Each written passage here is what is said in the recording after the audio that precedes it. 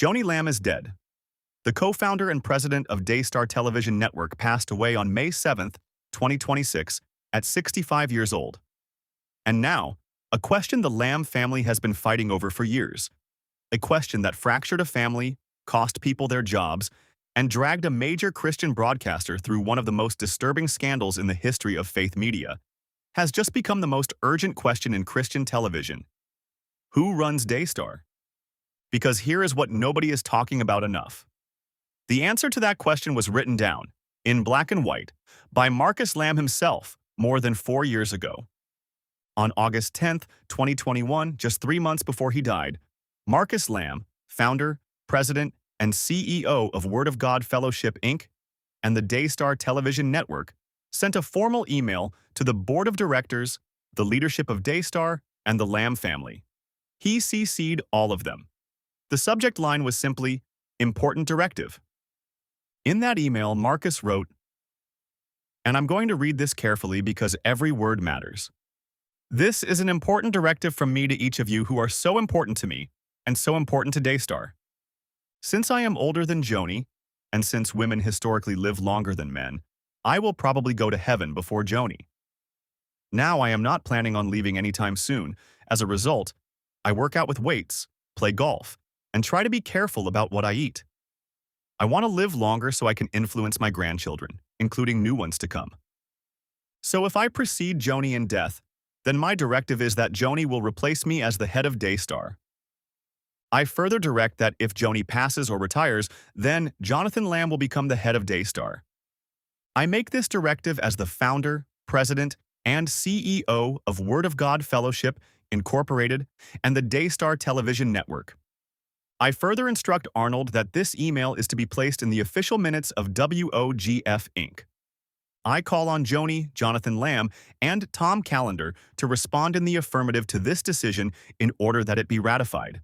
This can be done simply by you three responding and indicating your agreement to this email. I love each of you very much. Sincerely, Marcus D. Lamb, founder and president, Daystar Television Network." That is not a suggestion. That is a succession directive, documented, witnessed, and logged into corporate minutes. From the founder himself. Joni fulfilled the first part. She became the head of Daystar when Marcus died in November 2021. Now Joni is gone, which means, on paper, by the documented will of the founder, Jonathan Lamb should be next. But don't hold your breath. Daystar's official statement confirming Joni's death said that previously, Joni Lamb worked with the board to ensure an executive leadership team was in place so that the ministry would continue uninterrupted. An executive leadership team, not Jonathan Lamb, not any Lamb child. The Roy's report specifically noted that the leadership team was not named in the announcement, and Daystar's spokesman did not immediately respond to inquiries seeking those names. The Roy's report went a step further, stating plainly, "It is unlikely that Jonathan Lamb, formerly a vice president of the network, will return to the enterprise." So what we have is this. Marcus Lamb's directive says Jonathan is next. But Joni, before she died, appears to have worked with the board to build a leadership structure that sidelines him entirely. The founder's documented wish is about to collide head-on with the institutional power Joni spent the last 4 years consolidating. To understand why Jonathan almost certainly may not walk back into Daystar, you need to understand what happened to this family. Jonathan and his wife Susie allege that their young daughter disclosed being SAED by a male relative, later identified in reports as Joshua Brown, who is married to Jonathan's sister Rachel. Jonathan and Susie claim their parents, Marcus and Joni, defended the accused family member and failed to properly inform law enforcement. Joni and Daystar claimed an internal investigation cleared the accused of any wrongdoing.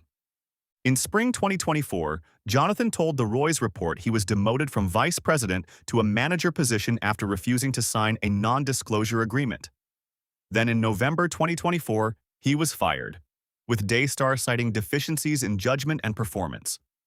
Joni, in her own public statement, offered a very different frame. She said the termination was based on a 15-month review of his performance and his refusal to comply with a detailed performance improvement plan. Joni Lamb claimed the SA allegations were fabricated and that it was all a smear campaign motivated by Jonathan wanting a bigger role at Daystar, specifically anger over not being named his father's successor. That was her defense. Grieving son, bitter about leadership, manufacturing a crisis to grab power. The problem with that framing?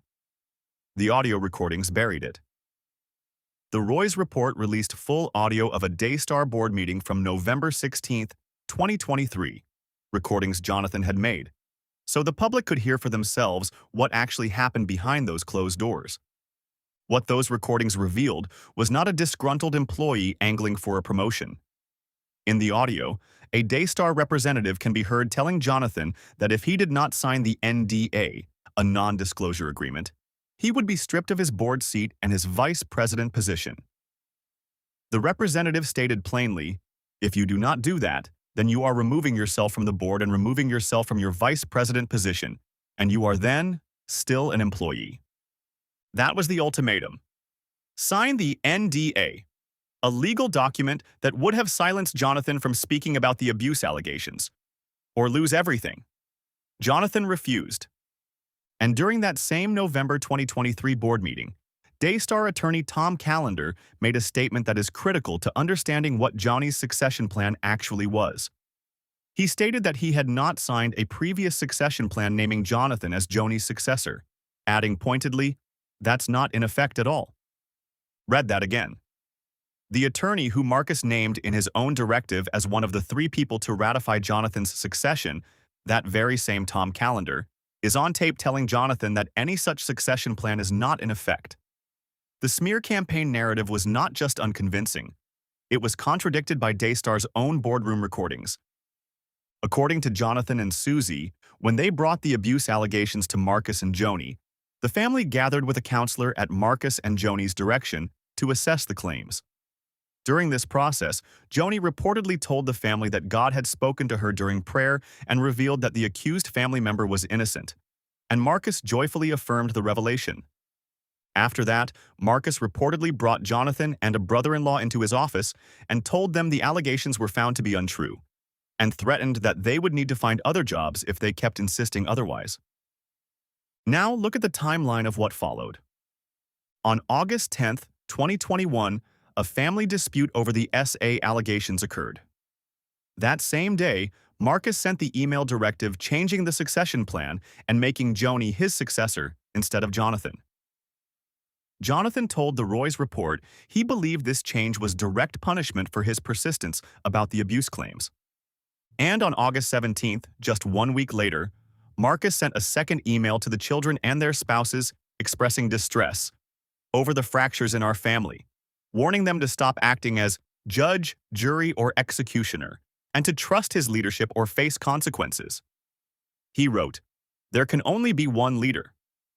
3 months after sending those 2 emails, Marcus Lamb was dead from COVID-19. The estrangement didn't end with the termination. It didn't end with the public statements. It didn't even end with death. As Joni Lamb lay dying in her Texas home, Jonathan was not told she was in her final moments. His wife, Susie, wrote on X, "We weren't informed of anything.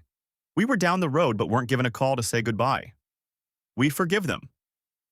Susie added that those around Joni knew she was dying Wednesday evening and still did not call Jonathan to come say goodbye.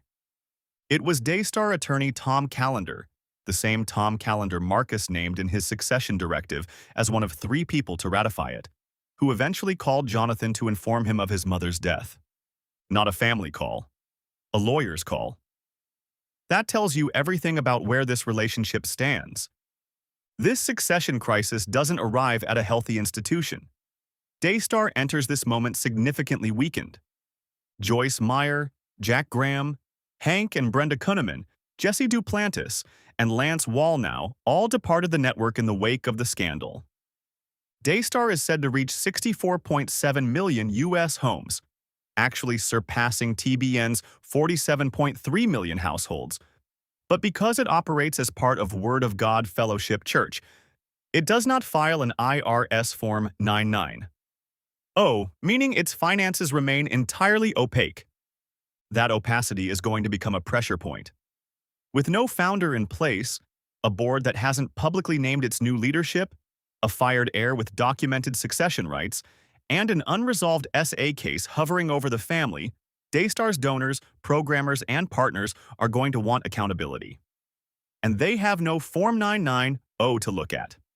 So here is where we land. Marcus Lamb, in a documented directive logged into corporate minutes, ratified by the named parties, said Jonathan Lamb would lead Daystar if Joni passed. That document exists. That instruction exists. But the board appears to have already moved to ensure Jonathan is nowhere near the succession line. Joni made sure of that before she died. The question now is whether that directive is legally enforceable. Word of God, Fellowship is incorporated as a church entity. Church governance and corporate governance intersect in complicated ways. And with no IRS 990 filings, there is no public record of how the board of WOGF is constituted, who holds voting authority, or what the articles of incorporation actually say about succession. Jonathan Lamb has every reason to challenge whatever comes next. He has his father's documented wishes. He has a paper trail showing he was demoted and fired specifically after making abuse allegations. He has witnesses, recordings, and a police report. And he has the world watching.